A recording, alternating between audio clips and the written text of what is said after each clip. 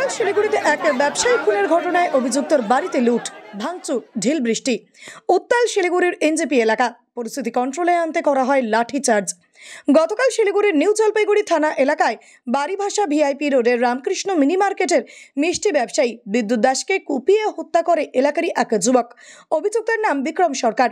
এই ঘটনার পর থেকে থমথমে বাড়িভাষা। গতকাল বিকেলে এই খুনের ঘটনার পর থেকে এলাকায় ছিল পুলিশ পিকেট। এলাকায় মিষ্টি ব্যবসায়ী বিদ্যুৎ দাসের মৃতদেহ ময়নাতদন্তের পর পরিবারের লোকজন এবং স্থানীয় বাসিন্দারা মৃতদেহ নিয়ে আসে বাড়িভাষা এলাকায়। এরপর অভিযুক্ত বিক্রম সরকারের বাড়ির সামনে মৃতদেহ রেখে বিক্ষোভ শুরু করে স্থানীয়রা।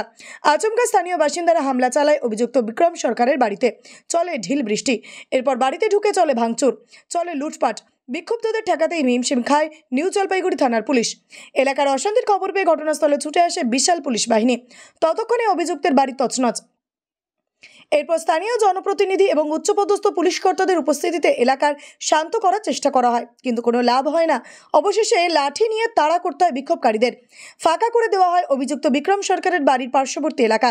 ব্যাপক উত্তেজনা ছড়ায়। এরপর স্থানীয় বাসিন্দা এবং আত্মীয় স্বজনকে বুঝিয়ে অবশেষে মৃতদেহ সৎকারের জন্য পাঠায় নিউ জলপাইগুড়ি থানার পুলিশ।